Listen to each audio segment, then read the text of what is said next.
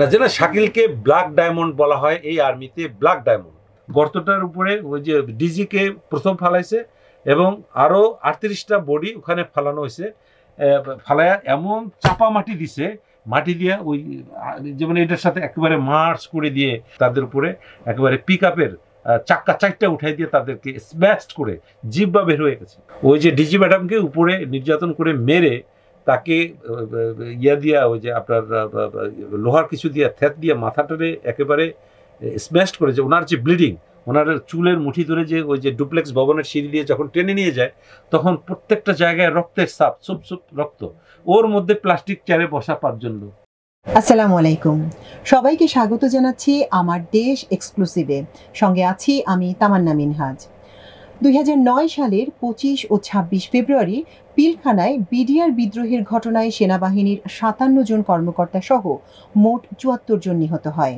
স্বজাতি, স্বধর্ম, স্বগোত্র, স্বভাষীর উপর এমন নারকীয় হত্যাকাণ্ডের নজির পৃথিবীতে নেই। দীর্ঘ 36 ঘণ্টা নিরবচ্ছিন্ন হত্যাযজ্ঞ চলে এক পৈশাচিক উন্মাদনায়। মেজর জেনারেল থেকে শুরু করে নিম্নে ক্যাপ্টেন পর্যন্ত সব র্যাঙ্কের সেনাবাহিনীর কর্মকর্তাদের হত্যা করা হয়। প্রথমে ধারণা দেওয়া হয়েছিল সুবিধাবঞ্চিত বিডিআরদের অসন্তোষের বহিঃপ্রকাশ এই বিডিআর বিদ্রোহ। পরে অবশ্য জানা যায় একেবারে বিপরীত চিত্র। আজ সেই চিত্রের একটা অংশই আপনাদের সামনে তুলে ধরব আমরা। বিডিআরের ম্যাসাকারের ঘটনার খবর পেয়ে প্রথম যে সেনা দল পিলখানায় যায় তার নেতৃত্বদানকারী মেজর জসিম আমাদের সঙ্গে আজকে স্টুডিওতে উপস্থিত হয়েছেন এবং আছেন আমার দেশের বিশেষ প্রতিনিধি অলিউল্লাহ নোমান। আপনাদের দুজনকে আমাদের অনুষ্ঠানে স্বাগত জানাচ্ছি। মেজর জসিম, আপনার কাছে প্রথমে আসি। আপনি সেই দলের নেতৃত্ব দিয়েছিলেন যেই দল প্রথম খবর পায় বিডিআরের ভেতরে কি ঘটছে ওই দিন। আপনি কার নির্দেশে ওখানে গিয়েছিলেন, বা আপনি যদি ওই দিনের একটু বিস্তারিত কি ঘটেছিল সেদিন আমাদের একটু বলতেন, কোন গেট দিয়ে ঢুকেছিলেন বা আপনার সঙ্গে কতজন ছিল? ধন্যবাদ আপনাকে এবং আমাদের পত্রিকাকে এবং সমগ্র জাতিকে। কারণ অজানা একটা ঘটনা শুরু করার আগে একটু জাস্ট 2-3 মিনিটের একটা পিরিয়ড আমি দিচ্ছি। হঠাৎ করেই তো জিনিসটা হয়নি। এটা ছিল সম্পূর্ণ অন্য একটা প্রোগ্রাম, যেটা ছিল ওই সরকারের নবনির্বাচিত প্রেসিডেন্ট জিল্লুর রহমানের একটা অনুষ্ঠান ছিল সেনাকুঞ্জে। ওটা ছিল ওখানে উনি সশস্ত্র বাহিনীর একটা সশস্ত্র সালাম গ্রহণ করবেন আর শিক্ষা নির্বাণ, যেটা দেশি বিদেশি যারাই আসেন হাই প্রোফাইল লোকজন তারা শিক্ষা নির্বাণে পুষ্পস্তবক অর্পণ করে। এই দুইটা প্রোগ্রামের কারণেই 46 ব্রিগেডের যেহেতু আওতাধীন আমি আমাদের ফোরফিল্ড রেজিমেন্ট আর্টিলারি মিরপুর সেনানিবাসে, তো এটার অপারেশনাল অর্ডার 21 ফেব্রুয়ারি জারি হয়। মিরপুর ক্যান্টনমেন্টে যখন এটা যায় ওখানে ওই দায়িত্বটা হচ্ছে রাষ্ট্রপতির নিরাপত্তা। তার যে আউটার বলয়, ওটাকে আমরা কর্ডন বলি, আউটার বলয় নিরাপত্তা বেষ্টনী তৈরি করা। তো আমার হলো 3 প্লাটুনস হচ্ছে 60 জন। আমি একমাত্র অফিসার, আমার একজন জেসিও আছে, বাকি সবই সৈনিক। তো 60 জন হচ্ছে আমার একটা পিওর 3টা প্লাটুন সৈনিক। এদের অস্ত্র হচ্ছে অল আর ফুল অটোস, যেটাকে আমরা সাবমেশিন গান বলি, এসএমজি বলি। আর একটা প্লাটুনে 3টা করে এলএমজি লাইট মেশিন গান, যেটি ড্রামে, যেটি 1 সেকেন্ডে 4 থেকে 5টা বুলেট বের হয় 1 সেকেন্ডে। আবার যেটা আমরা নিজেরাও ক্যারি করি ছোট করে, আপনারা দেখেছেন, যেটা মেশিন গান ওই এসএমজি বলে বা AK-47 যেটাকে বলে, ওইটারও লিভার একটু 19-20 করলে ওইটাও ডেলিভারেট ফায়ার হয়, ওইটাও সেকেন্ডে 4-5 রাউন্ড চলে যায়। Is a devastating effect for small আর্মসের মধ্যে, অস্ত্রের মধ্যে, পার্সোনাল ওয়েপনের মধ্যে। এখন আসি আমি 25 তারিখের ঘটনায়, যেদিন সবচেয়ে পৃথিবীর ইতিহাসে সবচেয়ে নিকৃষ্টতম দিন এবং সবচেয়ে হৃদয় বিদারক এবং অত্যন্ত বেদুর, যেটা ইতিহাসের 200-500 বছরের ইতিহাস, সেই লক্ষণ দাসের ইতিহাসে যদি আপনি কাটেন, আপনি এরকম নৃশংসতা এরকম দেখবেন না। কারণ জিনিসটা হচ্ছে এরকম যে আমরা তো কিছুই জানি না। 25 তারিখ সকালে আমি সব করে সবই আমি ইন্টারনাল অ্যারেঞ্জমেন্ট করার পরে যখন আমাকে টাইম দেওয়া হলো যে তুমি 3টায় যেহেতু প্রোগ্রাম, 9টায় আমরা একটু অনেক আগেই এন্টার করি আমাদের সাইটগুলোতে ভালোভাবে করে, সো দ্যাট আওয়ার শতভাগ আউটপুটটা আমরা ওখানে পাই। আমি মুভ করে তো এর মধ্যে একটা ছেলে আমার সৈনিকই দৌড়ে এসে বলে যে স্যার পিলখানায় মনে হয় গোলাগুলি, এই প্রথম পিলখানায় মনে হয় গোলাগুলি হচ্ছে, আমার ভাই আছে, আমার ভাই আমাকে ফোন দিছে। তখন পিলখানায় হয়তো কয়টা বাজতে পারে সময়? তখন 9টা 2-3 এরকম আর কি। কারণ এটা তো এই মুখটা যেহেতু 3টায় আমরা একটু আমরা বলবো যে অত সুইফট তখনও না, বাট এই ঘটনাটা শোনার পরে আমি তখন অতটা ইয়ে নিইনি। তারপর পরেই দেখি যে আমার বাটন মোবাইলে ডাইরেক্টলি 46 ব্রিগেড কমান্ডার আমাকে কল করলেন। নর্মালি উনি কল করার কথা না, বাট অপারেশনাল ইয়েতে উনি কল করতে পারেন। উনি কল করলেন যে তুমি কোথায়? ব্রিগেড কমান্ডারের নাম? ব্রিগেডিয়ার হাকিম আমাকে কল করলেন যে তুমি কোথায়। ওনার অফিসটা আপনি চিনবেন, এটা হলো মেজবির উল্টা দিকে, এই যে হাজি মহসিনটা আছে না, হাজি মহসিন, এটা হলো ব্রিগেড কমান্ডার 46 ব্রিগেড স্বতন্ত্র পদাতিক ব্রিগেডের ইয়ে। তো আমাকে কল করলেন যে তুমি কোথায়? আমি বললাম যে স্যার। তো বলে যে তুমি শুনেছো, do you heard anything about BDR, ওখানে যেটা গোলাগুলি হচ্ছে? স্যার কিন্তু ভিডিওর কথা বলে গোলাগুলি হচ্ছে। আমি বললাম না sir, I do not know anything, কারণ এর আগেটা তো আমাদের সারা রাতি অপারেশন এগুলো করে টুরি। আমি বললাম না স্যার, আমি শুনিনি। বলে যে তুমি you need not to go to Senakunja, you directly go to Pilkhana. প্রেসিডেন্টের প্রোগ্রামটা অলরেডি পোস্টপন্ড হয়ে গেছে। মানে আমার আমাকে ওখানে না, গো to Pilkhana and save the rifle ভবন। মানে আমাদের ম্যাক্সিমাম অফিসার স্টকগুলো ইংলিশে হয়। তো আমি আবার যখন এটা আমি বললাম sir is it operational order, কারণ আমাকে তো ক্লারিফাই করতে হবে। তো বলে যে হ্যাঁ, yes it is operational order. ওই সময় কয়টা বাজছিল? 9টা 2 বা 3 এরকম। একই সময় মানে আপনি খোঁজ পেলেনও তো 9টা 2-3 দিকে? আপনার তো আমার সৈনিক আসে বললো, ওরা উঠলো, এর মধ্যে উনি ফোন করছে। ফোন দিলেন পর 9টা 2 বা 3 এরকম হয়, ঠিক মানে ওরকম এক্স্যাক্টলি তো আর টাইম 9টা 2 এরকম। তারপরে আর এটা 16 বছর আগের ঘটনা, একদম আমি যা বলবো 19-20 আমি সেই জন্য লিখে রেখেছি, ইয়ে করেছে। তো যেটা হলো যে ওটা বলার পরে যখন আমি পেলাম, তখন সম্ভবত আমার সব সৈনিককে আমাকে জানাইতে হয়, কারণ একটা 3 টনের সৈনিক তো জানে ওটার ভিতরে যে ওর বাইরে ওখানে, আর বাকি 2টাই তো জানেন। আমি নিজে ফিজিক্যালি হেঁটে আমি মেগাফোন দিয়ে বললাম যে দেখো, ওদের সাথে আবার আমরা টক ইন বেঙ্গলি বললাম যে আমাদের অপারেশনাল মুড চেঞ্জ হয়েছে, আমরা now we are moving towards Pilkhana, আমরা সেনাকুঞ্জে যাচ্ছি না। তখন সবাই একটু ইয়ে হলো, কোশ্চেন করার কোনো সুযোগ নেই যেহেতু অন দ্য ওয়েতে। তো ওরা তো আর কোশ্চেন করবে না, আমি যদি মরতে বলি মরবে, আমাদের সিস্টেম। তো এটা বলে দিয়ে আমি আমার গাড়ি স্টার্ট করলাম। মানে আমার কমান্ডার যেখানে যায় আমি আমার সেখানে যাইতেই হবে, দে উইল জাস্ট ওনলি ওবে। তারপরে আমি তাড়াতাড়ি, যেহেতু আমি বুঝি কমান্ডার ফোন তখনই করেন যখন সিরিয়াসলি এটাকে নেওয়া হয়। তখন আমি ওই যে ইসিবি চত্বর, এখন যেটা ইসিবি চত্বরের মোড়টায় আসার পরে আর্মি এমপি ইউনিটের 4 জন এমপি, আমি নিজেও তো সিও এমপি ছিলাম, ওসি এমপি ছিলাম দেশে বিদেশে। আমি লাইব্রেরিতে একবারে সিও এমপি হিসেবে ইউনিট নিয়ে গেছিলাম। প্রথম বাংলাদেশের ইতিহাসে শান্তিরক্ষী মিশনে আমি সিও এমপি হিসেবে আমি ডিটাচমেন্ট নিয়ে গেছি। তা এমপির রুলস তো আমি জানি, প্রোটোকল জানি। তো এমপি শুধু আমাকে দেখে, ওরা চিনে সবাই, আমাকে দেখে বলে স্যার এরকম নিয়ে, তো আমরা সামনে আছি, মানে ওরা সামনে আমাকে এসকর্ট দিয়ে নিয়ে যাবে আর কি। তা বললাম যে তোমরা জানো কীভাবে যেতে? বলে স্যার ওরা তো আর্মি এমপি ইউনিট, দেন ওই তো ওরা 4 জন, ওদের পিক আপ আলাদা, ওরা ইয়ে করে নিয়ে যাচ্ছে, রাস্তা একটু ফাঁকা। আমি ওখান দিয়ে সিএমএস এর সামনে দিয়ে সোজা একেবারে রাস্তাটা দিয়ে আপনারা ওই যে আপনার 46 ব্রিগেড, বুঝলি মাঝব্রিগেড, আমি এখানে জাহাঙ্গীর গেটে চলে গেছি। জাহাঙ্গীর গেটে যাওয়ার পরে আমি একটু স্লো ডাউন, আমি এমপি ওদেরই তো থার্ড গেটে, যে থার্ড গেটটা তো এখন আমি আবার I called my brigade commander যে আমি যে যাচ্ছি, বাট এই টাইমের মধ্যে তো আমার সিও তো আমাকে ফোন দেয়নি। আমার চেইন অফ কমান্ডার লেয়ার তো হলো আমার সিও, মানে সিও হলো মাঝখানে, মানে আমার বস তো সিও, কমান্ডিং অফিসার, যিনি একটা ফ্যামিলির বাবা যেরকম, বুঝতে পারছি। আর উনি হলেন বড় বাবা, মানে উনি হলেন দাদা, যদি আমি বাংলায় বুঝাচ্ছি, সরি ফর ইয়ে, কারণ আমাদের এই টার্মগুলো আপনি বুঝবেন। তো যখন আমি ভাবলাম যে আমি একটু সিওর সাথে একটু কথা বলে যাচ্ছি যখন, আর তখন সিওকে কল দিলাম, সিও ধরলেন না, সিও সম্ভবত is busy with something maybe. তখন আবার again I call brigade commander, but one কলেই ব্রিগেড কমান্ডার আবার ধরছে। তো নর্মালি ওই তাকে আমি জিজ্ঞেস করলাম যে স্যার আমার সিও তো আমাকে কোনো কল দিল না, স্যারের কাছ থেকে তো আমি কিছু শুনতে পেলাম না। তো বলে তোমাকে এত you need not to think about that, মানে সে এটাও কিন্তু একটা পরীক্ষা একজন অফিসারের জন্য, যে সে তার চেইন অফ কমান্ডটাকে কিন্তু বজায় রাখতেছে।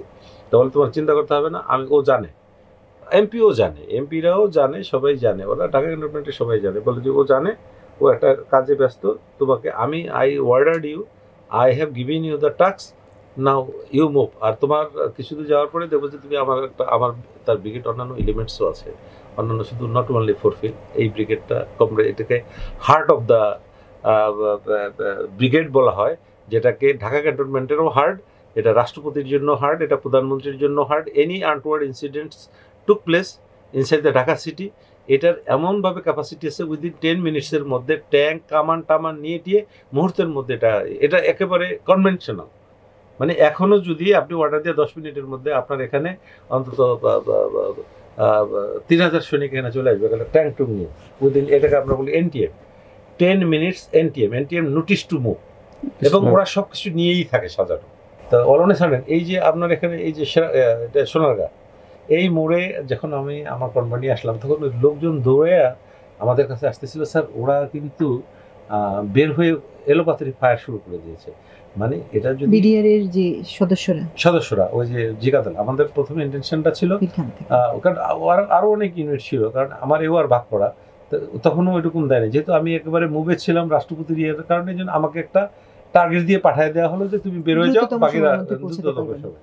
তো এটাই ওরা যখন এসে এখানে বলতেছিল, আমার এখন স্টিল মনে আছে যে স্যার আপনারা একটু সাবধানে যান, ওরা এলোপাথারি গুলো করা শুরু করছে বাইরে, গেটের বাইরে এসে। আমি এটা শোনার পরে দেন আই কল মাই এমপিকে বললাম যে এমপি লিসেন, এই জায়গাটা আমি 2006 থেকে আমি এখানে ডিউটি করি। লগি বৈঠার যখন মার হলো তখন আমি এই ইউনিটি ছিলাম, তখন আমার ক্যাম্প ছিল সায়েন্স ল্যাবরেটরির ক্যাম্পে। 2006 থেকে আমরা এই ন্যাশনাল আইডি যে প্রথম পাইলট প্রজেক্ট আমি কিন্তু করি, আমি লং টাইম সায়েন্স ল্যাবরেটরি ক্যাম্পে ছিল। তো এই এরিয়াটার একেবারে পুরো সব কিছু আমার, আপনি বলতে পারেন যে ইভেন 2008-এর যে নির্বাচন, এই নির্বাচনও আমি এখানে ছিলাম, এই নির্বাচন আমি করেছি।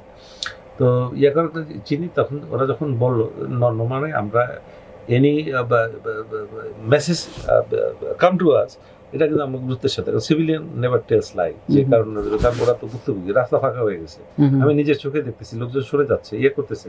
তখন আমি বললাম যে এটা আমি এই রুটে ঢুকবো না, আমি শাহবাগ যাব, শাহবাগ দিয়ে আমি 11 রোডের ওইটা দিয়ে, আমি কাটাবনের ওইটা দিয়ে আমি নীলক্ষেতে যাবো। I know the roots and others, এবং প্রত্যেকটাতে আমি কাভার পাচ্ছি। কারণ কনভেনশনাল ওয়ারে আপনারা হয়তো এটা হলো যে ওরা কোথা দিয়ে কোন জায়গা দিয়ে ফায়ার করে, নোবডি নোজ ইট।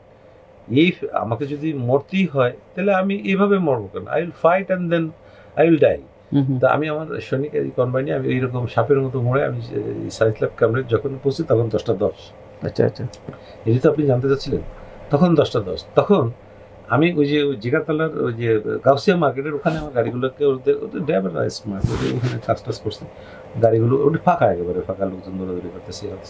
তো আস্তে করে আমি আমার সৈনিকদের ওই যে ভিতরের যে গেটটা আছে না, ওই যে গাউসিয়ার এই দিকে একটা বিমান গেট, ওইটা দিয়ে ঢুকে গেলে সরাসরি আমি গেলে পিছনে বট গাছে কাঁচা বাজারের যে ওখানে যে ইয়েটা আছে, ওখান থেকে তো মানে 100 মিটার বা 120 মিটার নেকেটাইতে আমি দেখতেছি ওরা একেবারেই আনঅ্যাটেন্ডেড। তখন ওরা ওই গার্ড ওই মানে অনেক কোনো 2-3টা সৈনিক আমি দেখছি গামছা পরা, মুখে কোনো অস্ত্রপাতি নেই, এমনি দাঁড়ানো হাঁটাহাঁটি করতেছে। আমরা কিন্তু 60 জন লোক একেবারে ফুললি একেবারে ফুল অপারেশন ইয়েতে। তো এখন আমি এই চিত্রগুলো কিন্তু আমার ব্রিগেড কমান্ডারকে সরাসরি জানাচ্ছি। তো এর মধ্যে আবার যে আমি ওখানে আসছি, উনি দাঁড়ানো, এর মধ্যে ব্রিগেডের একজন ব্রিগেড মেজর থাকে যাকে BM বলা হয়, career appointment, BM brigade major Mahmud, ও আমার অনেক জুনিয়র। ও আসিয়া আমাদের, আমি প্রথমে তো নামিয়ে তো এভাবে ইয়ে করিনি, আমাদেরকে ভলেন্টিয়ার করিডোরে ওদের আমি বললাম যে if you need any refresh ইয়ে করে দেন, বাট আমার কথা হচ্ছে যে আমরা we don't actually want to waste the time, আমরা সময় অপচয় করতে চাই না, কারণ এটা কিছু ট্যাকটিক্স আছে, the more time you give the enemy will more active. আমি গিয়ে দেখি একেবারে আনঅ্যাটেন্ডেড। আমি সাথে সাথে I call by brigade commander, brigade Hakim, যে স্যার ধরে না, ফোন ধরে না। আমার সিওকে ফোন দিলাম, সিও ফোন ধরে না। তো এর মধ্যে আবার ব্রিগেড স্টাফ আসছে, ওরা আমি বললাম যে দেখো একেবারে আনঅ্যাটেন্ডেড। ওরা আমি দেখালাম যে লুক মানে অপারেশনাল ওয়ার্ডারটা দরকার আমার টু প্রসিড।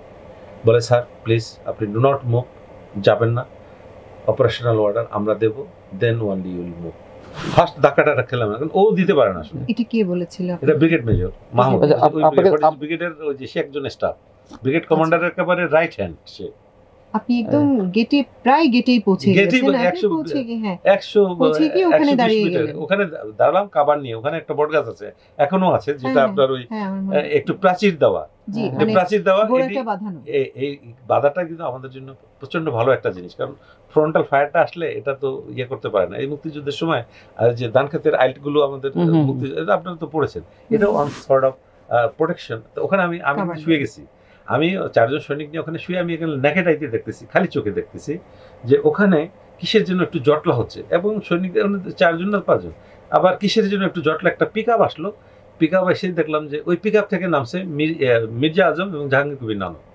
জাহাঙ্গীর কবির নানক ওই সময় ওই সম্ভবত they have given the message যে আর্মি কিন্তু তোমাদেরকে গিরে ফেলছে, বা আর্মি আসছে, তোমার এই গেটও আর্মি আসছে। হচ্ছে পেছনের দিকে, পিডিআর এর সামনের যে গেট সেটা না, পিলখানার সামনের গেটটা তো না, এটা নিউ মার্কেটের দিকে পেছনের যে গেটটা সেটা। আমি ছিলাম নিউ মার্কেটের পিছনের গেট, আর ওইটা থেকে যে আপনি নিউ মার্কেটের পিছনের যে গেটটা, কাঁচা বাজার যেটা দিয়ে হয়েছে, যেটা বড়গাছ, ওটার সামনেই যেটা একটা ছাত্রী নিবাস আছে, সামাজিক, ওই যে ঢাকা ইউনিভার্সিটি মাত্র তো আমাদের একেবারে আমরা চাকরি বাদা করছি এখানে, ইয়ে করছি। আমি নিজে ঢাকা কলেজের ছেলে, সরি এটাও আপনার এটা তো বললাম, এটা আমি কোথাও বলিনি, আমি এই এরিয়াতে পড়াশোনা করেছি, ইয়ে করছি, আই নো। তো ওইটা আমি যখন নেকেটাইতে আমি দেখলাম, তখন আমি রিং দিলাম, বারবার ইয়ে করলাম, ওই তো কোনো খবরই নেই, আবার বিএম বলে গেছে। তো এর একটু পরেই ওই ভিতর দিয়া সিও চলে আসছে। সিও এসে দেখছে যে আমি শুয়ে আছি, আমি কিন্তু কোনো অস্ত্র তাক করি নাই, কিছুই নেই, আমি শুয়ে আমি দেখতেছি। এসে আমার এই যে আমার ইউনিফর্মের কলারটা এইভাবে ধরে আমাকে টেনে উঠাই নিয়ে গেল একালে ভিতরে, ওই যে ভিতরটাতে নিয়ে কাবার। What you are doing, who told you to go there? তাই আমি বললাম যে ওখানে যেহেতু I need to get your permission sir. তখন কিন্তু গ্রেনেড এক্সপ্লোড হচ্ছে, টুকটাক ফায়ার শুনতেছি, মানে আস্তে আস্তে হয়ে যাচ্ছে। তাই আমি বললাম যে, বলে look, you will get all the orders from higher headquarter, আমাকে সমস্যার মধ্যে ফেলো না। তার কথাটা হলো যে আমাকে সমস্যার মধ্যে, you will get the orders, it is for you, you will not move from here. ওই ভিতরে আমাকে একটা কাবার সাইডে আমার সৈনিকরা কিন্তু খুব দেখতেছে, ওদের ভীষণ মন খারাপ, আস্তে আস্তে ফায়ার হচ্ছে, যে সৈনিকটার বাড়িটা আটকানো। তো এরপরে আর যোগাযোগই হচ্ছে না, মোবাইল টাওয়ার ওই করে দিচ্ছে তারা। তো এটা যাক, সিনিয়রগুলো বলাটা হলো, আমরা তো নেবার ওই actually argue with our seniors, আর সিনিয়রের সাথে আর্গু করি না। তো ওইটা করার পরে তো আমি দেখেছি এরপরে ডেভেলপমেন্টগুলো খুব কুইক হয়ে যাচ্ছে। ওই যে জাহাঙ্গীর কবির নানক আসলো, মির্জা আজম আসলো, ওরা কি বলে টলে গেল। এখন দেখি কি যে ওখানে যে অস্ত্র ছিল না, এখন অস্ত্র নিয়ে আসতেছে। এই যে ওদের কিছু মোটর আছে, এটিরে আমরা খুব ছোট মোটর, আমরা আর্টিলারির কামানের কাছে এগুলো কিছু না, বাট তারপরে এটি আবার পদাতিকের কাছে অনেক বড় 82 মিলিমিটার ওদের কিন্তু ব্যাটালিয়ান রাইফেল মোটর আর কি, যেটি উপর দিয়ে যায়, উপর দিয়ে গোলাটা যায়, আর 60 মিলিমিটার মোটর, এটি আনিয়ে ওই গেটে তখন এই প্লেস করতেছে ওরা। জাস্ট জাহাঙ্গীর কবির নানক যে ওখানে, আর মির্জা আজম কি বলে টলে গেল, তখন ওরা তাকানোর চেষ্টা করছে যে আর্মি দেখা যায় কিনা। আর্মি কিন্তু আমি এমনভাবে ডিসগাইজ করে ভিতরে রাখছি, আর্মি কিন্তু দেখা যায় না। মানে আমি ওখানে শোয়া, মানে আমি তো I will take maximum risk in favour of the troops. যেহেতু আমি কমান্ডার, আমার আন্ডারে 60টা সৈনিক, একেবারে আমানত। আমরা হিল ট্রাক্সে দেশে বিদেশে প্রচুর লাইফ আমরা যুদ্ধ করেছি। It is nothing for us, মানে উই আর সো এক্সপিরিয়েন্সড। এবং তা আমার কথা হলো যে আমার সৈনিক হিট খাওয়ার আগে তো আমি 5টা খাবো, ও একটা খেলে আমার 5টা খাইতে হবে, কারণ আমি ওয়ার্ডে যাব, যখন চার্জ করব তখন আমি মারা যাবো, করবে আমার সৈনিকরা। আমাদের আপনাকে তখন আপনার ব্রিগেডিয়ার কমান্ডার পাঠাইলো, মানে ব্রিগেড কমান্ডার, তখন এখানে মুভ করতে বললো। এখানে মুভ করে কি অপারেশনের কথা কিছু বলে না, শুধু মুভ করতে বলছে। মুভ করতে বলছে, ওই যে বললাম না, ওইটা ছিল উনি আমাদেরকে নেওয়া। বাট তারপরের চার্জিং কারণ he is a brigade commander, he is thinking যে একটা সাইড দিয়ে যদি আমি আরো 3টা ফ্রন্ট, ওরা ভিতরে 10,000 জওয়ান, তারপরে আবার বিদেশি এলিমেন্টস, এখন কথা হলো যে 10,000-এর কাছে আমরা যতটাই ছোট হই, বাট আমরা তো আর্মির নাম শুনলেই ওরা তো, ওদের তো কমান্ড আমরাই করি। সেনাবাহিনীর নাম শুনে বিডিআর দমন করতে 10 থেকে 15 মিনিট লাগছে, যে আনসারদের যে বিদ্রোহ, হ্যাঁ বাট এটাও অত বেশি সময় লাগতো না, যেহেতু ওরা শুনছে যে আর্মি আসছে। ওদের মধ্যে কিন্তু ভীতি, ওরা কিন্তু অলরেডি জাম দিয়ে যাওয়া শুরু করে দিছে। তখন ওই মধ্যে আমি কিন্তু আমার সিওকে রিংয়ে, সিও তখন অন্ধ হয়ে, আমি বললাম যে স্যার আমরা আমাদের আর্টিলারি কামান বা গান যেটি আমরা তোপধ্বনি দিই, আপনারা দেখেন 16 ডিসেম্বর তো স্যার ওরকম 2টা গান যদি এনে পিলখানার ওই যে জিগাতলার ওখানে আমরা শুধু ব্ল্যাঙ্ক ফায়ার দেবো, ইট মেক্স এ হিউজ সাউন্ডে অনেক সময় আপনি দেখেন আপনি বাদুর টাদুর তাড়াতে হলে বা কোনো কিছু ক্ষেতের পোকামাকড় তাড়াতে হলে সাউন্ডে যায়, সাউন্ড ক্রিয়েট করলেও কিন্তু আমরা ওখানে। বাট আমাকে বলে যে do not be over smart, you do not think, how could you think about artillery pieces. দেখেন মানে সে আমাকে ডিমিনিশ করে দিচ্ছে, মানে এটি কিন্তু প্ল্যানেরই পার্ট। তো আমি খুব ডিমোরাইজ হয়ে গেলাম যে দ্যাট ওয়াজ এ ভেরি মানে everybody has appreciated in that time এবং অ্যাজ অন টুডে, যে ওই সময় যদি আমার 2টা আর্টিলারি পিস আমরা যদি তোপধ্বনির জন্যই যদি নিতে হয়, আমি আমার যে গাড়িগুলো নিয়ে আসছি ওটিতেই টো করে আমি 2টা গান নিয়ে এসে এই গানের এফেক্টে অন্তত 10,000-এর 5,000 পালায় যেত। This is my intuition. কারণ শত্রু তো ছিল বেশি না, মানে যারা রিভোল্ট করেছে ব্যাটালিয়নের জনবল ছিল 400 আর ফরেন এলিমেন্ট ধরে 500, বাকিরা তো ভয় আতঙ্কে। ফরেন এলিমেন্ট বলতে আপনি কি বুঝাচ্ছেন? আমি আসতেছি এক এক করে। ফরেন এলিমেন্ট সেখানে ইন্ডিয়ান রয়ের লোকজন ছিল এবং ওদের ব্ল্যাক ক্যাট ছিল, ওদের ট্রুপস ছিল, ওরা যারাই গুলিটা স্টার্ট করেছে। আপনাকে এখানে রাগডাক ডেকে কিছু নাই। একজন টুডে যদি আপনি ইউ পুট দ্য কোশ্চেন, এই ওখানে যে 44 rifle battalion, they actually made the plan with his battalion commander brigadier Shams, যে তার ব্যাপারে আপনি জানেন, আমার কাছে কিছু তথ্য একেবারে বাইনেম আছে। মানে একটা জায়গায় পরিকল্পিত, অত্যন্ত সুপরিকল্পিতভাবে আপনি যেমন একটা নাটকের স্ক্রিপ্ট বা খবরের একটা স্ক্রিপ্ট তৈরি করেন, 5বার 6বার এটাকে আপনি রিভিশন দেন না, যে এটা হচ্ছে যে একটা কমপ্লিটলি একটা বই যেটা 3 মাস 5 মাস আগে এটাকে তৈরি করা হয়েছে এবং বইয়ের জায়গায় তাদের যত রকমের মেধা ছিল। কারণ এখানে মেধা কেন বলি, এখানে সবচেয়ে মোস্ট বিট্রিয়ার সামরিক উপদেষ্টা Tareq Siddiqui, he was a brigadier, সে একটা খয়রাতি র্যাঙ্ক পেয়েছে মেজর জেনারেল অ্যাপ্লিকেশন করে শেখ রেহানার দেবর বলে। আবার ফারুক খান লেফটেন্যান্ট আমার battalion commander, I respect him, সে আমাদেরকে ট্রেনিং করিয়েছে, যত রকমের অনার কোট এটা ওইটা সব কিছু এদের হাতে। এরা কিন্তু অত্যন্ত সামরিক জানত, আমাদের সেনাবাহিনীটাকে উজ্জ্বল করার অনেকগুলো লোক আছে, বাট এখানে তারা বিক্রি হয়ে গেছে। সে তখন বেসামরিক বিমান চলাচল মন্ত্রী ছিল, এমপি। আমার কথা হলো এই 2টা লোক যদি সরকার যদি এটাতে জড়িত নাই থাকতো, এই 2টা লোক সেনাপ্রধানকে বলেও তো এই জিনিসটাকে 20 মিনিটের মধ্যে কোনো হতাহত হতো না।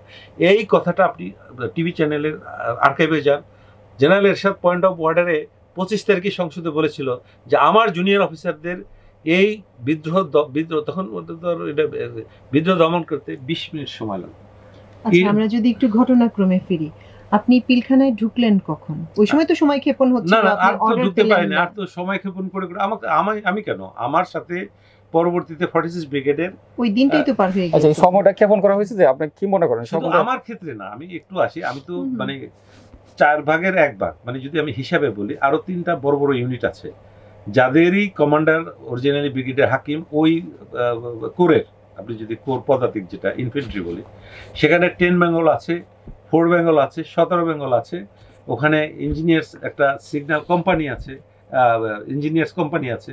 Is a huge amount of force.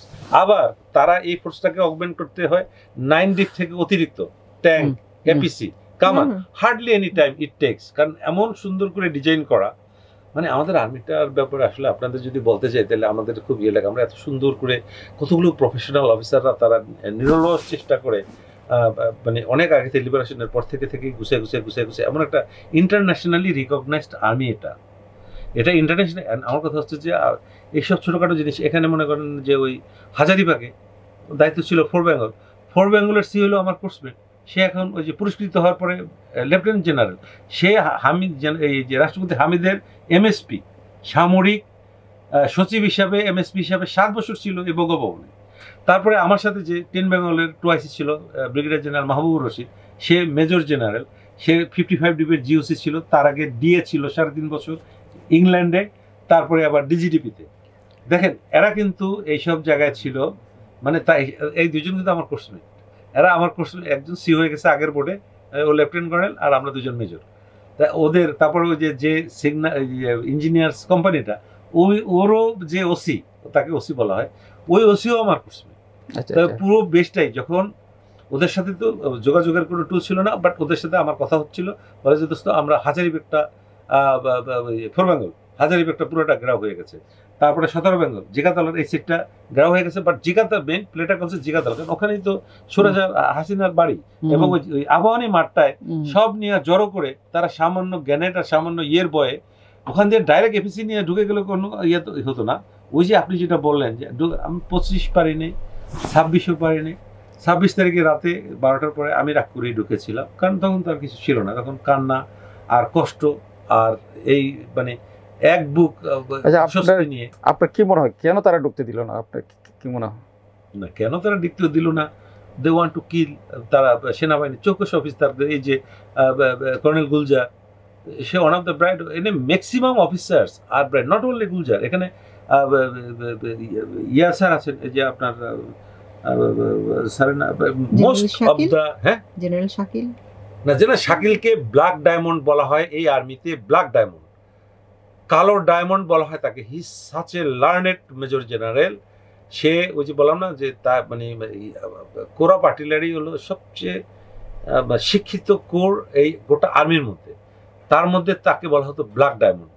এটা একটু আপনাকে এই কারণে বলে নিই, স্যার এত দক্ষ ছিলেন। এলাহি স্যার যে কর্নেল এলাই পরের যে পোস্টিংগুলো তড়িঘড়ি করে এদেরকে ইয়ে করা, এরা সবাই কিন্তু অল আর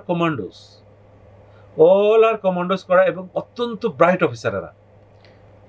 এরা অত্যন্ত ব্রাইট অফিসার। এদেরকে ডেকে এনে আপনি একটা আবদ্ধ জায়গায় আটকিয়ে আপনি এদেরকে খুব সুন্দর করে মারলেন, কাপুরুষের পরিচয় দিলেন, একটা ইয়ের পরিচয় দিলেন।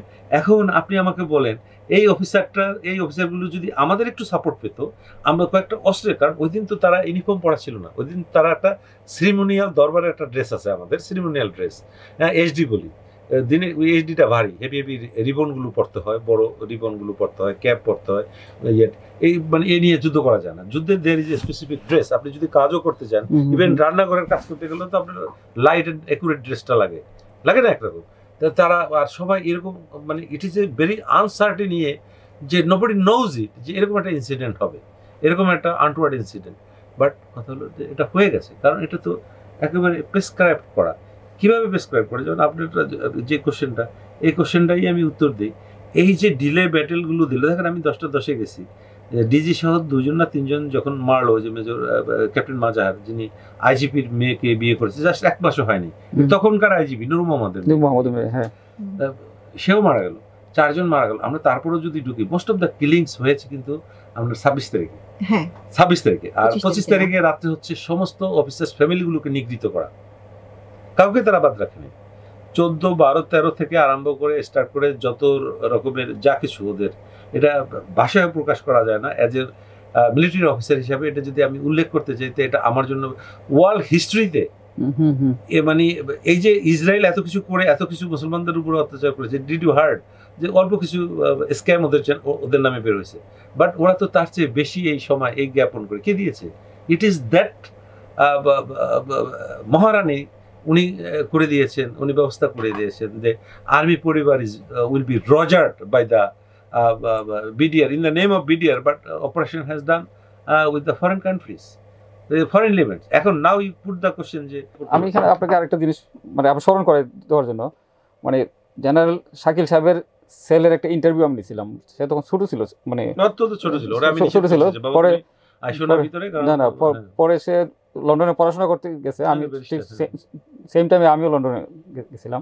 ওখানে লন্ডনে তার একটা ইন্টারভিউ ছিল, আমাদের সাথে ছাপা হয়েছিল তখন, মানে 2012 সালের দিকে, ডিসেম্বরের দিকে।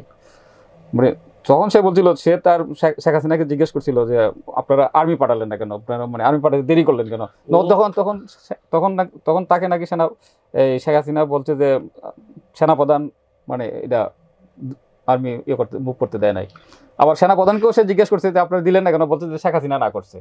মানে এখানে একটা মানে কন্ট্রাডিক্টরি আছে। আচ্ছা, ওর ম্যাচুরিটিটা হলো কি, ওই ছেলে না ছেলে বলছে, মানে তো তার কাছে যারা বলছে দুজনের কথা ক্লাসে ছিল, আমি লোক পাঠিয়ে ওদের যে একটা ইয়ে করা, আমি বলছি যে ও যেন এন্টার না করে ভিতরে, তার যে ওই যে এখন ব্যারিস্টার, কারণ ওরে পেলেও মেরে ফেলতো, মানে এত ক্রোধটা ছিল, ওরে পেলেও মেরে ফেলতো। তো আমি যেভাবে ওর এক আঙ্কেলের মাধ্যমে, এটা তো ওরা জানে না, বাচ্চা ছেলে, তখন ইয়ে করা। আপনি পিলখানায় ঢুকলেন শেষ পর্যন্ত 26 তারিখ রাতে। আমি 26 তারিখ রাতে ঢুকে আমি একটু আনফরচুনেট একটা ইনসিডেন্ট এখানে আমি একটু উল্লেখ করে নিই। 25 তারিখে যখন সারা দিনটা গেল, আমাদেরকে ঢুকতে আর দেয়া হলো না, এটি করার আমরা একরকম গেটে পজিশন নিয়ে বসা শুয়ে আছি, অনেকে বসে আছে, আমি তো কোনো অর্ডার পাচ্ছি না আসলে। That is very embarrassing. আমি সন্ধ্যার পরে 6:30-7টার দিকে আমি একটা মাইক্রোবাস, একটা অ্যাম্বুলেন্স, একটা pick up guarded by the RAB নিয়ে আসতেছে আমার ওই গেটটা দিয়ে, কারণ ওটা দিয়ে সোজা। আচ্ছা, আরেকটা জিনিস ফাঁকে একটা, আপনারা 25 তারিখ তো গেলেন সকালে 10টায়, আপনার আগে 10টা বললেন, এর থেকে আপনি কন্টিনিউ 26 তারিখ পর্যন্ত ওইখানে ছিলেন, গেটে ছিলেন? ওই দিনই না, শুধু এরপর থেকে জানুয়ারি, ফেব্রুয়ারি, মার্চ, আমি ওখান থেকে বেরোছি এপ্রিলের 10 তারিখে। তার মানে এক রাত একদিন আপনারা ওই গেটের উপর কাটাইছেন, মানে গেটের সামনে ওয়েট করছেন ফর দা অর্ডার অপারেশন। তারপরে হয়নি, ওই যে বললাম যে সব মেরে টেরে সাফা করে দিয়ে তারপরে হলো কি, তারা একটা জেনারেল খামার। আচ্ছা, এখানে একটা জিনিস বলি, 25 তারিখ রাতে তো আপনার তৎকালীন স্বরাষ্ট্রমন্ত্রী সাহারা খাতুন, তারপরে ওই কামরুল, টাকু কামরুল, মানে কামরুল, তখন কি আপনাদেরকে সাথে যাইতে বলছিল না আপনারা? না, সে তারা তো কাউকেই নেয় না, এবং তারা গেছে ওটা অপারেশনের মেন তো হলো এখানে সবচেয়ে হলো তাপস, ফজলে নূর তাপস, জাহাঙ্গীর কবির নানক, আর হলো আপনার মির্জা আজম। এরা ওইটা ছলনার নামে গেছে যে নিধনের মাত্রাটা তো বেশি হলো না, ইউ কুড নট কিল, যার জন্য এটা যে আপনাদের পেপার না কোথায় যেন তাপসের একটা অর্ডার আছে, খতম করে দাও সব। তাপসেই এটা মানে এটা হচ্ছে কি, এটা বঙ্গবন্ধুর পরিবার, আমি শেখ মুজিবের পরিবার, এটা চরম গ্রিভেন্সেস নিয়েছে টু আর্মি। মানে আর্মিটার এমনভাবে, এটা আপনাদের অবশ্যই ইনটিউশনে ধরে, আপনাদের ইয়েতে ধরে। 25 piece uniform, 25 piece new BDR uniform, তারপরে আমরা একটা সিলিং বলি, অস্ত্রের সাথে একটা সিলিং যেটা গলায় ঝুলায়, এই সিলিং আমাদের দেশের, আমাদের কোনো বাহিনীর না, এটা ইন্ডিয়ান ব্ল্যাক ক্যাট ইউজ করে। এটি সব আমরা জমা করে গেছিলাম। তারপরে হ্যাপারসেক যেটাকে বলি, হ্যাপারসেক, ওদের যে ক্যাপ ব্যাস, এগুলো সব জমা করেছিল। এগুলো কি আলামত হিসেবে আপনারা জব্দ করছেন? মানে জব্দ করেছি, বাট ওই যে ডিস্ট্রয় করে ফেলছে। জব্দ তালিকায় এগুলো আছে, ওই কি আর কে মানে কার জব্দ, সব পুকুরে ফেলা দিয়েছে। আপনার ওই ওখানে যে আমি আমার 18 পেজের যে পিডিএফ দিয়েছে না, এটির মধ্যে সব কিছু আছে। তো আমি পিলখানার 3টা পুকুরের পানি সমস্ত পানি তুলে আমি কি অস্ত্র রিকভারি করছি, কি জিনিস, ওইটারও তো পরিসংখ্যান আমি দিয়েছি। তার মানে হচ্ছে কয়েক দফায় ভারতীয়, যেটাই হোক, foreign elements what ever it is, কয়েক দফায় এরা প্রবেশ করেছে নানা পথ দিয়ে বিডিআর এর। আগে থেকে ভিতরে কি ইমপ্ল্যান্ট করা ছিল তা তো আমরা কোনোভাবেই বলা যায়, আমি বলতে পারি, কারণ তাদের ম্যাগাজিন যেটা, ওই যে আপনাদের এখানে আমরা বলি অ্যামুনিশন ডাম, আর ওরা বলে ম্যাগাজিন, এটা। আচ্ছা, 26 তারিখে আপনি যখন ঢুকলেন পিলখানার ভিতরে, ঢুকে গিয়ে কি দৃশ্য দেখলেন, কি পরিস্থিতি দেখলেন? তখন তো ম্যাম রাত 12টা, অর্ডারটা ছিল রাতে, যে ইয়েটা দেখলাম তো বিভৎস একটা পরিবেশ আমাদের অফিসার্স ফ্যামিলিগুলোর ভিতরে। ওখানে তো তারা ওইরকম কান্নাকাটি, চিৎকার, কোনো কিছু নাই। আর যত্রতত্র মানে gannet, unexploded gannet, MT cartridge, যেটা ফায়ারের পরে যে কোষাটা আছে, পরে টরে আছে ওই রাতের বেলা, কারণ ব্ল্যাক আউট ছিল, ওইভাবে ইলেকট্রিসিটিও নাই তখন। তারা তো জিগাতলার গেট দিয়ে আমাদের যারা বিএপি টাইপের লোকজন, তারা ঢুকে অফিসার্স মেসে চলে গেছে, তারা আর বের হয়নি। আমরা ভিতরে ঢুকে আমরাও তখন করিনি, কারণ আমার কথা হলো যে একেবারে নিস্তব্ধ, কারণ অফিসার্স পরিবারগুলো কোয়ার্টার গার্ডে একেবারে মুরগির মতো, যেটা ফার্মের মুরগিও এইভাবে রাখা হয় না, মানে একটা ছোট্ট মধ্যে। আজকে সকালেও প্রমি নামের একটা, ওই যে কর্নেল লুথরের মেয়ে একটা দিয়েছি, ইউটিউব দিয়েছে, যেটা সাগালের ছিল পাশে বসা, আপনি যদি এটা শুনেন, ওর বয়স তখন 14 বছর। ও তখন দেখছে ওর ছোট ভাইকে এক ফোঁটা পানি খাওয়ার জন্য, যে ওর বাবাকেও তো পানি খাওয়াতেই পারলেন না, আর ভাই একটু পানি চেয়েছিল, সৈনিক বলে যে পানি খাবি, পানির পরিবর্তে গেলে গুলি করে দেবো। ওখানে 6 মাসের শিশু ছিল, 2 মাসের শিশু ছিল। ভাবি একটা পিএইচডি কি করতেছিলেন যেন, এটাকে উনি যাওয়ার জন্য রেডি হয়েছিলেন। তার উপরে যে অত্যাচার, যে নিপীড়ন করা গেছে, আনবিলিভেবল। এগুলো বর্ণনা করলে হয়তো বা সারা রাত বের হয়ে যাবে। I don't actually want to kill the time. তাদেরকে প্রত্যক্ষদর্শীর যে অভিজ্ঞতাটা পিলখানার ভিতরে 26 তারিখ রাতে 12টায়, সেটা জানতে চাচ্ছি। 26 তারিখ রাতে যেটা হয়েছিল, একেবারে নীরব, নিস্তব্ধ, কোনো আওয়াজ নেই, কোনো কিছু নেই। কারণটা হচ্ছে যা করার তারা তো আগেই করে দিয়েছে, মানে আগেই সব একেবারে, মানে হত্যা, অপদস্থ, অপমান, যা কিছু, লুটতরাজ, পোড়াপুরি যা কিছু ছিল, শুধু কিছু গাড়ি থেকে আগুনের ধোঁয়াটা বের হচ্ছিল, কারণ গাড়িগুলো তখনও বার্ন হচ্ছিল।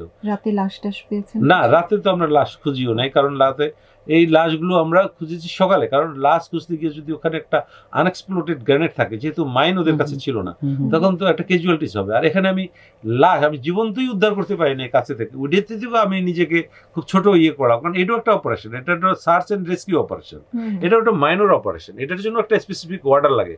আমি জ্বর হলো, আম পড়লো, গেলাম আমি আম তুলতে, নো, আমার এখানে ওই আম তোলার পরিবর্তে যদি আমটা গ্রেনেড হয়, কথাটা বুঝতে হবে। আমি 12টার সময় ঢুকলাম, তখনও আমাদেরকে আর বন্টন করা হয়নি, আমাকে সৈনিকদের থাকার একটু জায়গা দেওয়া হয়েছে, আমরা আর ঘুমাই না, আমাদের অফিসের মেসে বারান্দার মধ্যে বসা, তারা খেয়ে টেয়ে তাদের ওখানে এটিয়া ছিল স্টার কাবাব থেকে তাদের অনেক খাবার টাবার গেছে, এটা দ্যাট ইজ আনাদার পার্ট। মানে হাসি তামাশা হয়েছে, এই যে সিজিএস মইনুল যেটা যাকে এয়ারপোর্টে আটকানো হলো। আপনারা বাস্তব চিত্রটা জানতেন না যখন আপনারা রাত 12টা? আর কি বাস্তব চিত্র তো সবই জানি, যে অল ওয়ার কি হাসি তামাশা, অল ওয়ার হাসি তামাশা করছে আমাদের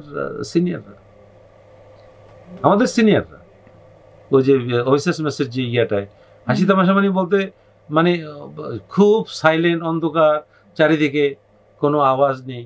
ওই কোয়ার্টার গার্ড থেকে মাঝে মাঝে বাচ্চা দুই একটু চিৎকার, এটাও তো শোনা যায় না। কোয়ার্টার গার্ড হচ্ছে সেই পিলখানার হসপিটালের ওখানে, ম্যাচটা হলো এখানে, এটিও কিছু শোনা যায়নি। এখন সব কিছু বুকে চেপে রেখে শুধু সকালটা অপেক্ষা করছিলাম, যে কখন সকালটা হয় তখন শুরু করবো সব। আর অপারেশনাল অর্ডার না দিলে তো ইউ ক্যানট ডু এনিথিং। আর আমার সৈনিক ডানে বামে গেলে অপারেশনাল অর্ডার আপনারা কখন পাইছেন? না, অপারেশনাল অর্ডার যখন পাই তখন এটা হলো সকালে, এটা দিয়েছে সকালে 27 তারিখ সকালে। 27 তারিখ 26 তারিখ তো 12টা শেষ হয়ে গেল, তারপরেই তো 27 তারিখ শুরু।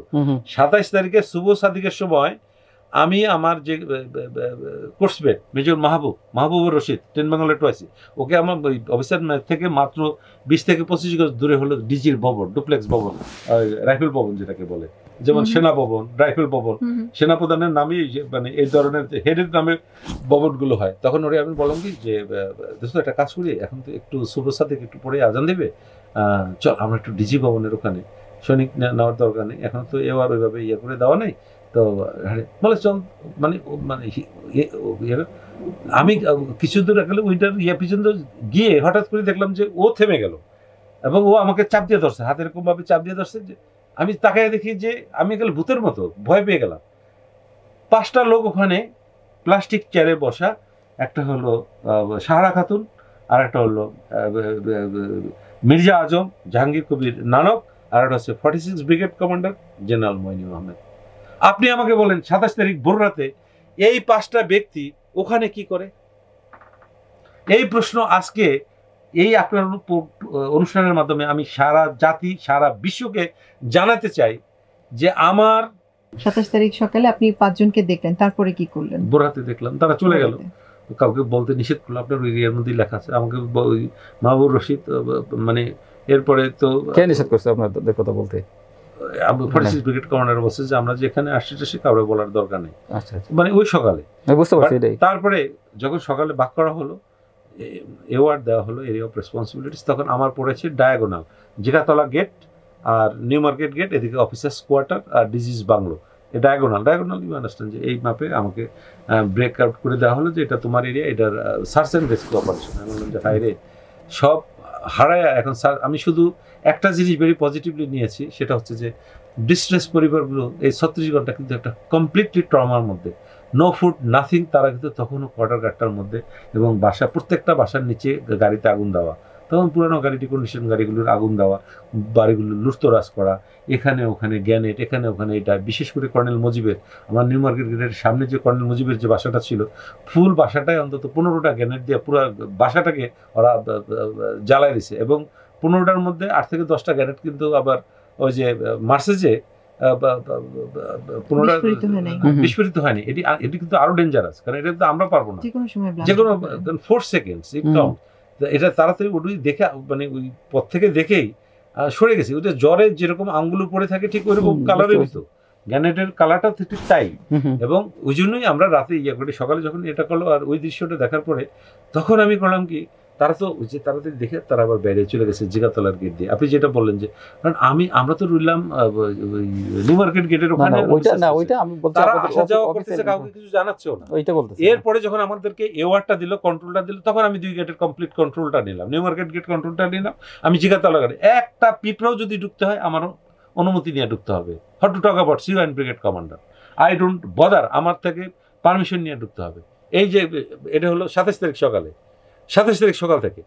তখন কি হলো, এই 27 তারিখ সকালে ওই যে আমি একটা চোখে আমার একটু খটকা লাগলো, তখন কেন ওখানে গিয়ে বসলো এই 5 জন, আমার একটু দেখতে হবে কারণটা কি। কারণ আমার তো রাইফেল ভবনের দায়িত্বটা পড়েছে। আমি গিয়ে দেখলাম এক বিভৎস চিত্র। ওই যে ডিজি ম্যাডামকে উপরে নির্যাতন করে মেরে তাকে ইয়া দিয়া, ওই যে আপনার লোহার কিছু দিয়া থ্যাত দিয়ে মাথাটারে একেবারে স্ম্যাশ করেছে। ওনার যে ব্লিডিং, ওনার চুলের মুঠি ধরে যে ওই যে ডুপ্লেক্স ভবনের সিঁড়ি দিয়ে যখন টেনে নিয়ে যায়, তখন প্রত্যেকটা জায়গায় রক্তের ছাপ, সুপ রক্ত। ওর মধ্যে প্লাস্টিক চেয়ারে বসা 5 জন লোক, এবং তাকে নিয়ে যেখানে একেবারে জীবন্ত দাফন করেছে, ওইটাও আমি ডেড বডিটা রিকভার করেছি 2:15টার সময়। সেটা হলো ওরা টাট্টুসো করে ওইটার উপরে জাস্ট তার মাপের চেয়েও ছোট একটা গর্ত করে টাইট করে ঢুকাই দিয়া তার 2টা একটা চুল ওইটার উপরে বিস্তার করে তারা ঘুমাইছে, সৈনিক ঘুমাইছে ওইটার উপরে। ওই সব খুঁজতে গিয়ে ওখানে প্রায় 200-র উপরে আউটার ফ্লাই ছিল। আমরা একটা তাঁবুর 2টা অংশ থাকে, একটা আউটার ফ্লাই, একটা ইনার ফ্লাই। 180 পাউন্ডাল যেটা, এটা আউটার ফ্লাই একটু বড়, ওখানে 10-12 জন ট্রুপ শুইতে পারে হালকা বেট করতে। তো ওর নিচে তাকে যখন ওরি সব সরায় ফেলে দিয়ে আমি একটা জায়গায় দেখলাম যে লম্বা চুল দেখা যাচ্ছে এরকম। বললাম যে এখানে এইটা উদ্ধার করলাম। আবার 39টা ডেড বডি যে ডিস্কের মধ্যে 8 ফিট বাই 6 ফিট যে ডিস্কের মধ্যে আমি রিকভার করেছি, নাহলে এটাও গুম হয়ে যেত, নিয়ে যেত। ডিজি ম্যাডামকে দেখার মতো এরকম। আর যে ডেড বডিগুলো, যে আপনি যে কোশ্চেনটা করলেন, ডেড বডিগুলো ছিল ওগুলো দেখার মতো না। ওগুলো গাড়ির চাকে, তাদের জীবনও ছিল তখন। অনেকে যদি ট্রিটমেন্ট হতো না স্যার বাঁচতেন, যে আধা মরা, হাফ মরা এরকম না। তাদের উপরে একেবারে পিক আপের চাক্কা 4টা উঠাই দিয়ে তাদেরকে স্ম্যাশ করে জিব্বা বের হয়ে গেছে। আমি সৈনিককে বলছি, আমি জানি অনেক সৈনিক হার্ট দুর্বল থাকে, এমন তোরা শুধু কালো ব্ল্যাঙ্কেট নিয়ে আয়, ব্ল্যাঙ্কেট দিয়া ওই দেখার সাথে সাথে আমি আবার ড্যাগে দিয়ে মরচুরিতে পাঠিয়ে দিছি। শনাক্ত করলেন কিভাবে? সুযোগ তো থাকার কথা না, ওখানে তো লাশ শনাক্ত করেন। লাশ শনাক্ত করেছি যখন ডিচে পাইলাম, এই ডিচটাও আমি আবিষ্কার করলাম, যেহেতু আমার এওয়ারের মধ্যে আমি আর খুঁজে পাই না। ডেড বডি কয়টা পাইলাম হাতে গোনা, আর কয়েকটা তো বুড়িগঙ্গায় ওরা ড্রেন দিয়ে ছেড়ে দিল। তাহলে ডেড বডিগুলো গেল কোথায়? ওই মানে কেউ এটার দিকে কোনো গ্রুপ খেপ নেই। বাট আমি কিন্তু আমার যে এত কিছুর মধ্যে আমি কিন্তু ইয়ে করলাম, এই যে বললাম না যে ডিজি ম্যাডামকে পাওয়ার পর থেকে আমার মাথার মধ্যে এই যে কোথাও না কোথাও ওরা এই লাশগুলোকে রাখছে। এটা মরচু হসপিটাল থেকে সামনে যে মরচু এটা আছে, মরচুয়ের ওখানে একটা কাঁঠাল গাছ আছে, ওখানে 8 ফিট বাই 6 ফিট একটা গর্ত করা। গর্তটার উপরে ওই যে ডিজিকে প্রথম ফালাইছে এবং আরও 38টা বডি ওখানে ফালানো হয়েছে। ফালায়া এমন চাপা মাটি দিছে, মাটি দিয়ে ওই যেমন এটার সাথে একেবারে মার্চ করে দিয়ে গাছের ডালপালা, শুকনা ডালপালা দিয়ে তারপরে আবার কাঁঠাল পাতা দিয়ে এমনভাবে করছে, বোঝার কোনো উপায় নাই। বাট আমরা তো এই ট্রেনিং করা, এই ইয়ে করা, কারণ লুজার দেখলে আমরা বুঝতে পারি।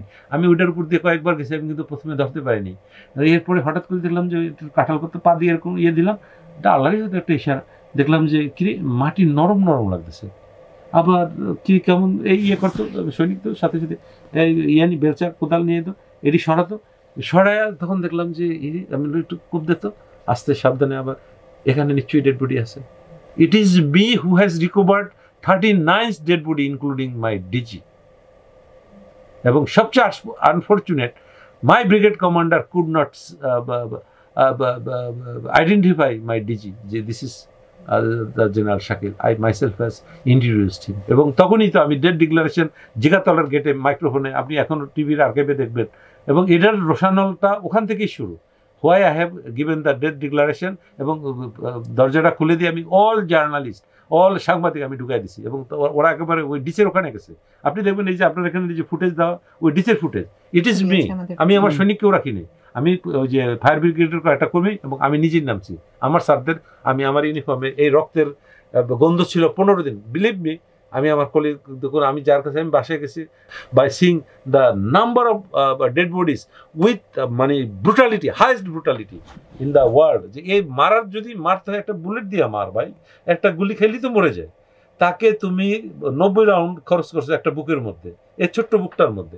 তাকে তুমি 10 থেকে 15 বার ব্যানের চার্জ করে নারী বুড়ি বের করা। এটি আপনারা দেখলে মানে ওয়ান অফ দ্য সংবাদ পাঠিকা, লেডি পাঠিকা এনটিভি, সে নিউলি ম্যারিড, ওখানে 2 দিন আবার 25 তারিখে করতেছিল, 26 তারিখেও ঘোরাঘুরি করতেছিল, 27 তারিখে যে আমরা বললাম, তখন ওই যে ডিজি ম্যাডামকে উঠাইতে গিয়ে সে যে বমি করা শুরু করছে, সে বাসায় গেছে, এরপরে সেই সাংবাদিকতা ছেড়ে দিয়ে হাজবেন্ডকে নিয়ে আমেরিকায় চলে গেছে।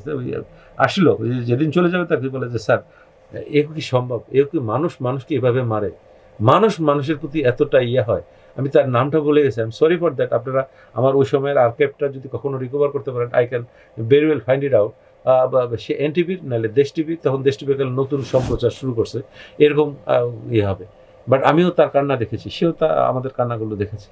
তো এত কিছুর মধ্যেও যখন আমি ডেড বডিগুলো এই ডেড বডিগুলো গুম করে দেওয়ার, তা আমি চিন্তা করলাম অ্যাটলিস্ট আমাদের অফিসার্স ফ্যামিলিগুলো, ছেলে তার বাবাকে পাক, মেয়ে তার বাবাকে পাক, ওয়াইফ তার হাজবেন্ডকে পাক। এটাও প্ল্যান ছিল, to take the dead body, সরাই ফেলার। জিগাতলার যে কোনো একটা ট্যানারির মেশিনে দিয়ে স্ম্যাশড করে দিলে আপনি পাইতেন না। আমার কথা হলো যে 3টা 346 ব্রিগেড থেকে আসছে, আমি এটা উঠাই দিলাম কেন? আমাকে চার্জ করা শুরু করে দিয়েছে ব্রিগেডের হাকিম, যে why you have opened up the Jigatala gate. তখন আমি একটা কথা বলেছিলাম যে hardly matter sir, this is control by me, you are my commander, hardly matters to me.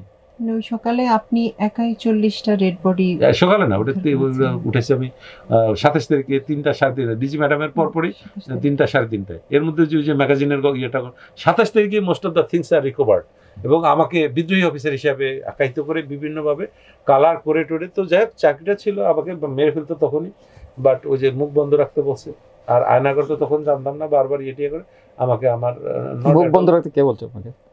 যেটা আমাদের এই এক সিনিয়র বলেছে, নামটা নাই শুনলেন, মুখ বন্ধ রাখো এবং 16 বছরে দেখুন না, লিডিং কোশ্চেন না করাই ভালো। আমার কথাটা হলো যে ওই আপনার 16 বছরে আমি ঢাকাতে ঢুকতে পারিনি। ইভেন 2011 শেষের দিকে 12-র দিকে আমার একটা হার্ট অ্যাটাক হয় জামিনী পাড়াতে। আমার হার্ট অ্যাটাক হয়, আমাকে হেলিকপ্টার, নর্মালি নিয়ম হলো অপারেশনাল এরিয়ায় কোনো রকম অসুস্থ হলে হেলিকপ্টার ইভাকুয়েট করে, I was not ইভাকুয়েটেড through helicopter. আবার এই যে এই সবের কারণে আমার 46 ব্রিগেড কমান্ডার প্রমোশনের নট রিকমেন্ডই করেছে। আচ্ছা, আমরা এই অংশটাতে যাব। তার আগে ওই দিন আপনি মানে অ্যাপার্ট ফ্রম ডেড বডিজ, অস্ত্র তো অনেক, অস্ত্র গোলা বারুদ এগুলিও তো আপনি পেয়েছেন, এটার পরিমাণ কি রকম? হিউজ। এটার অ্যামাউন্ট এসএমজি এলএমজি 97টা না 98টা এসএমজি, আর 8টা না 10টা আমি এলএমজি পুকুরের মধ্যে ফেলা ছিল। তারপর গ্যানেট ছিল প্রচুর, এগুলো আমি পুকুরের পানিগুলো, এগুলো কারো অনুমতি নিইনি, আমি নিজে ইচ্ছা করি। কি who stops me now, I don't bother about the job. এগুলো সব সেনাবাহিনীর অস্ত্র, মানে বিডিআর এর রক্ষিত অস্ত্রগুলি ছিল। বিডিআর এর অস্ত্র, সেনাবাহিনীর অস্ত্র না, ওরা ওই ব্যবহারের পরে ওখানে ফেলে দিছে, পথে ঘাটে সারা পিলখানাটাই ছড়ানো ছিটানো ছিল। তো এগুলোই আমরা রেস্কিউ, এটার নামে রেস্কিউ এবং সার্চ অপারেশন আর কি। সরকারি কাজে ব্যবহার করা এই অস্ত্র যেগুলি আপনারা পেয়েছিলেন, আমাদের সেনাবাহিনী মানে বা বিডিআর এর যে সৈনিকরা, তারাই এই সমস্ত অস্ত্র ব্যবহার করে।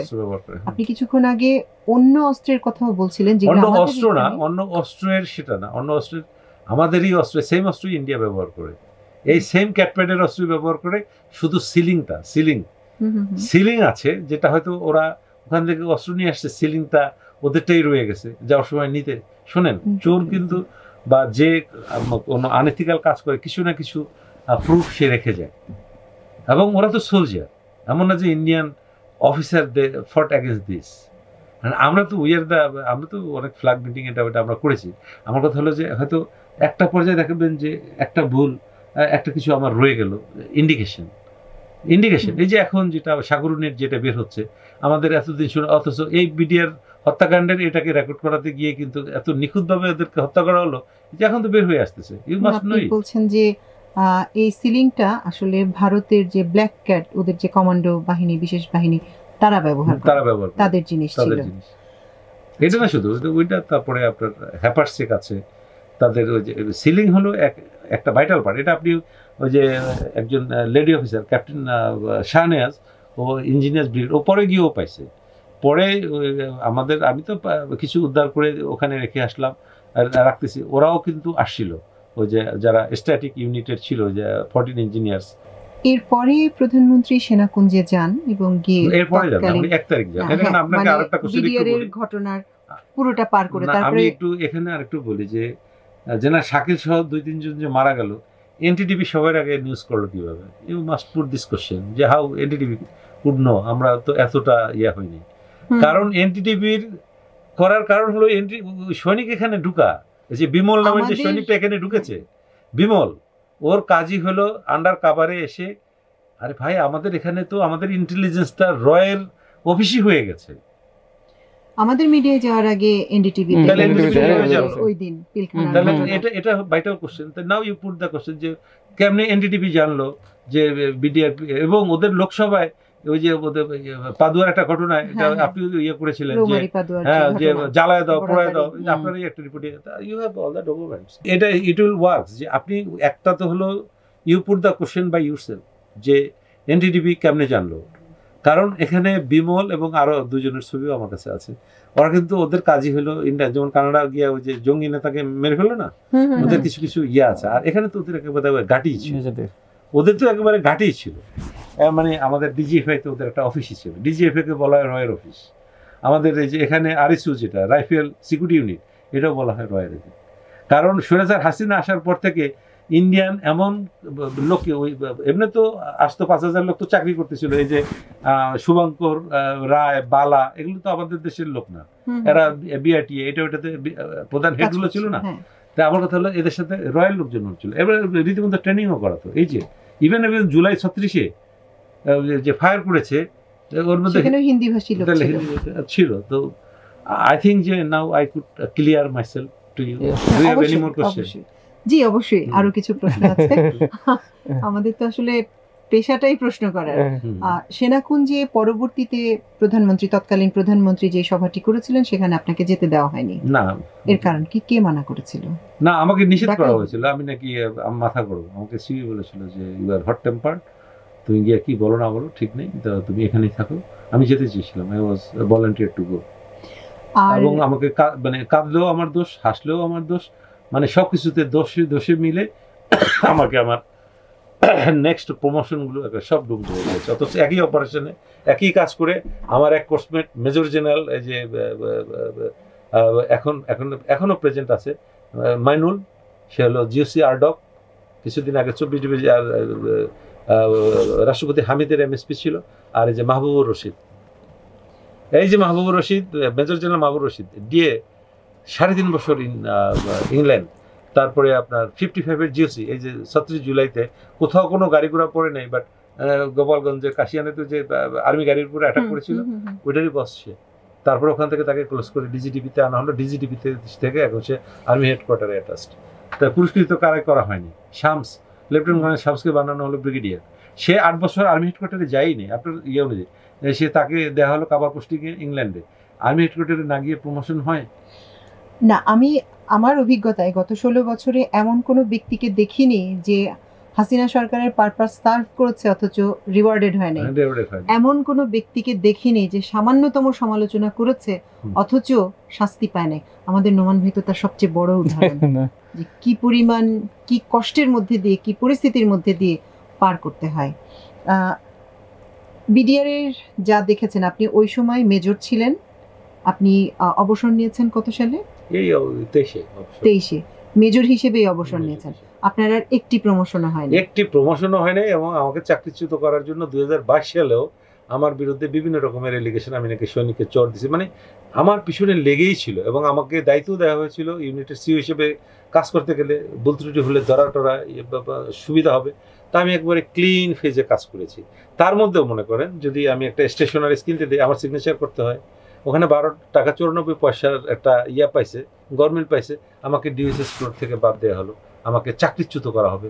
মানে আই ওয়াজ দ্য, মানে কি বলা যায়, হাইয়েস্ট ভিকটিম। আমাকে ডিএসএস ফ্লোর দেওয়া হয়নি, সেনা অফিসার হওয়ার প্রমোশন। হ্যাঁ, সেনা, অথচ কত জিএল কমিশন, মানে জিএল কমিশন বলে যারা সৈনিক থেকে অফিসার হয়, যারা জিআরবি, যারা লিবারেশন নেশনের অফিসারও না, ঢুকাই দিল রক্ষী বাহিনীর লোকজন, এরাও কিন্তু প্লট পেয়েছে। But as a long course officer আমাকে প্লট, এবং সবচেয়ে মজার ব্যাপার হলো যে আমার এসিআরে একটা ব্রিগেড কমান্ডার নো করে দিয়েছেন যে he will not be promoted in the next time, অথচ হ্যাভিং অল দ্য কোয়ালিফিকেশন। আপনি ওটা বোধহয় যে ফিনান্সিয়াল এক্সপ্রেস ডিজিটালে আমার ইন্টারভিউটা শুনেছেন। আজকে 2.5 ঘন্টার ইন্টারভিউ হয়েছে আমার, টেবিল টক ইউকে, তারপরে ইউএস এর একটা ইয়েতে প্রায় 2 ঘন্টার মতো। এই আপনাদের থার্ড ইন্টারভিউটা আমি অনেক কিছু দেখে এসেছেন সেই 2009 থেকে এখন পর্যন্ত। আমি একটা জীবন্ত লাশ ম্যাম, আমি একটা জীবন্ত লাশ। আমি যেটা হয়তো আপনার এখানে আবেগে আমার কান্না বা এটা ওটা, আমি আমার ভিতরে যেটা আমি ক্যারি করি। তখন আমার ছোট মেয়েটার বয়স 2 মাস, এই মেয়েটা তখনও ভালো করে আমাকে দেখেও নেই। আর আমার বড় দুটা মেয়ে এখন আলহামদুলিল্লাহ মেডিকেলে পড়ে। কিন্তু বললাম না, আল্লাহ কিন্তু মুক্তি আসান করার মালিক আল্লাহ। আমার আগামী ডাক্তার হয়ে বেরোবে 5th ইয়ারে, আর শি ইজ টপিং। আর দ্বিতীয় মেয়েটা ওরা পিঠাপিঠি, তো ও পরে 4th ইয়ারে, আর ছোট মেয়েটা ক্লাস 10। আলহামদুলিল্লাহ। তো আমি প্রচন্ড স্ট্রাগল করেছি আমার ফ্যামিলিকে বুঝতে। আমার ভিতরটা অলমোস্ট মৃত আপনি বলতে পারেন, যে I cried each and every night. এই দিনটা আসলে, এই সময়টা আসলে আমি আমি আমি আমি অনেকটা বিচ্ছিন্ন হয়ে যাই। এবং এই 16টা বছর কিন্তু আমি I put forward my all the memories. আমি ব্যাড মেমোরিজ বলবো না, যে এই বিভৎসতা আমি আজকেও সেকেন্ড ওয়ার্ল্ড ওয়ারের বেশ কয়েকটা ক্লিপ আমি নামিয়েছি, দেখেছি। আর এটির সাথে এটির কোনো টালি হয় না। যেভাবে আমি আমার ডেড বডিগুলো আমাদের স্যারদের, আমাদের সবচেয়ে চৌকস এবং আমি বারবারই বলবো মেধাবী স্যারদের দেখেছি। আমি কি অ্যাজ এ হোল, যে ওই সময় মরে গেলে আমারও হয়তো 16 বছর হয়ে যেত, আজকে আমার মেয়েরও বয়স এরকম হয়ে যেত। বাট কথা হচ্ছে যে ওই যে রাখে আল্লাহ মারেকে কথাটা আছে না, হয়তো আমি মরি নাই, বাট আমাকে একটা জীবন্ত লাশ হয়ে আছে। বাট আজকে যে আপনাদের সাথে কথা বলে I felt a bit free, মানে একটু আমি কথাগুলো বলতে পারলাম। এবং এই কথাগুলো যে আমাকে একজনে বলেছিল যে তুমি লিখে রাখো বা কোনো তোমার আমি বললাম যে no, my brain is a memory chip. আমার কলা কেটে নেওয়া ছাড়া কেউ আমার এই মেমোরি চিপ তো আর খুলে নিতে পারবে না। তো why do I do? BDR হত্যার যে তদন্ত কমিশন গঠন করা হয়েছে এখন, সেখানে কি আপনাকে ডাকা হয়েছে? না, আমাকে ডাকা হয়নি। ডাকলে আপনি যাবেন? ডাকলে তো অবশ্যই যাবো, বাট ডাকা হয়নি। এবং আরো অনেক ভাইটাল উইটনেসকে আপনার এখানে Hasan Nasir sir, brigadier Hasan Nasir sir, উনি নোট অফ ডিসেন্ট দিয়েছেন, ওনাকেও কিন্তু ডাকা হয়নি। আর এটা নিয়েও প্রশ্নবিদ্ধ। আমি জানি না যে কেন এটা নিয়ে বারবার এখানে যে 2 নম্বরে, যে তদন্ত কমিশনের 2 নম্বরে যিনি যেই ব্যক্তি আসেন, মেজর জেনারেল, আমি একেবারে নাম ধরেই বলি, মেজর জেনারেল জাহাঙ্গীর কবির তালুকদার, উনি কিন্তু একেবারে এ টু জেড হলো আওয়ামী পরিবারের। ওনার নিঃশ্বাসে বিশ্বাসী হলেন আওয়ামী লীগের। তো উনি তদন্ত কমিশনে থাকলে উনি ডাকবেন কি? কারণ বঙ্গবন্ধুর যত প্রতিকৃতিতে যতগুলো মুরাল বানানো হলো, বিএমএর মুরাল 400 কোটি টাকা, এই মুরালের প্রবর্তক উনি। তো উনি এই পিলখানার বিচার কি করবেন? ওনাকে আমি চিনি, ব্যক্তিগতভাবে চিনি। তার মানে এই কমিশন নিয়েও আপনার মধ্যে এক ধরনের আপত্তি আছে, আপনি একেবারেই সন্তুষ্ট নয় কমিশনের? আমার কথা হলো যে এটা তদন্ত কমিশন করতে হবে কেন? We have all the evidence. আপনি আর্মি হেডকোয়ার্টার দিকে একটা কোড অফ ইনকোয়ারি, একটা কোড মার্শাল করেন, ইউ উইল গেট 15 দিনের মধ্যে you will get the results. কেন এটা আর্মির মিউটিনি, তো আর্মির রুলসে ফেলে দিয়ে তারপরে এটা সরকার কেন নিচ্ছে তার গায়ে? তদন্ত কমিশনে কেন নিচ্ছে? এটা আর্মির একটা ইনভেস্টিগেশন। এই কর্নেল শাহ 44 রাইফেল ব্যাটালিয়ন, এটা তো army, they belong to army. এদের সবাইকে আর্মি হেডকোয়ার্টারে অ্যাটাচ করে, এটা যদি আপনি যে কোনো দায়িত্ববান লোককে দেন, 15 দিন থেকে 20 দিনের বেশি লাগবে না এই বিচারটা করতে। কেন যুগের পর যুগ লাগবে? কমিশন করতে হবে, তাদের পিছনে টাকা খরচ করতে হচ্ছে, তাদের ইন্টিগ্রিটি নিয়ে কোশ্চেন হচ্ছে, তারা যে অরিজিনাল উইটনেস ওগুলোকে না খুঁজে অন্যদিকে বাড়ি দিচ্ছে। কি দরকার? আমার কথা হলো যে আমাদের আর্মিতে there is a system, if she is responsible. যেমন আপনার কথাই বলেছিলেন যে দরবারের দায়িত্ব দেওয়া হলো, যে why you didn't obey that, give the statement. তারপরে যে কোয়ার্টার গার্ডে ছিল, why didn't do the duty in proper time, কে কে জড়িত ছিল। তারপরে যে তখন লেফটেন্যান্ট কর্নেল মুকিব, যে আপনার কাছে আমি পাঠাই দেবো, আমার কাছে কাগজটা আছে, লেফটেন্যান্ট কর্নেল মুকিম, সে অ্যাওয়ার্ডেড উইথ ব্রিগেডিয়ার, সেই তো চিরকুটটা তৈরি করে দেয় প্রথমে, যে খতম করে দাও সব শালাদের, খতম করে দাও। সে সেফটি গিয়ারের বাইরে চলে আসলো কেন? এই যে সেটা তো জাহিদি বলে দিল, সে স্বরাষ্ট্রমন্ত্রী সারা খাতুনের আত্মীয়। তা আপনি আমাকে বলেন যে কোড অফ ইনকোয়ারি করতে এত বড় তদন্ত কমিশন লাগে, এত বড় গাড়ি বাড়ি লাগে, যে পয়সা খরচ করে তার 1/1 পয়সা খরচ লাগবে না? আর্মি হেডকোয়ার্টারে একটা অফিসার মেসে বসে এটাকে সুন্দর ফাট্টায় ফেলে দিয়ে এমবিএমএল, নোটস অন এমবিএমএল, এআরআই, এআরআর, আর্মির, এটা আমাদের একেবারে কনভেনশনাল ল বাংলাদেশ ফলো করে। এমন না যে আমরা ইন্টারন্যাশনালি রিকগনাইজড আর্মি। 15 ডেজ লাগে এর সিওফাই কমপ্লিট করতে, কোর্ট মার্শাল কমপ্লিট করতে। তারপরে দাঁড় করায় দেন ফায়ারিং স্কোয়াডে, জাস্ট পয়েন্ট ব্ল্যাঙ্ক থেকে ফায়ার করে মেরে ফেলা হবে, বিচার শেষ। This is the justice for the army. এর কোনো বিকল্প নেই। আমরা তো অনেকক্ষণ শুনলাম। অনেক ধন্যবাদ আপনাকে, অশেষ কৃতজ্ঞতা। অনেক কিছু জানতে পারলাম আপনার কাছ থেকে। আশা করি এর অনেক অংশই যেভাবে আপনি দাবি করছেন, যেভাবে আপনি চাচ্ছেন, বিষয়গুলো সরকারও আমলে নেবে এবং তারপরে দেখা যাক পরবর্তীতে সব মিলিয়ে কি দাঁড়ায়। নোমান ভাই, আপনাকেও অসংখ্য ধন্যবাদ, অনেকটা সময় দিলেন আমাদেরকে। দর্শক, আমার দেশ এক্সক্লুসিভের আজকের আয়োজন এ পর্যন্তই। আশা করি আল্লাহ আপনাদের সবাইকে ভালো রাখুন, সুস্থ রাখুন। এতক্ষণ সঙ্গে থাকার জন্য অশেষ কৃতজ্ঞতা। আল্লাহ হাফেজ।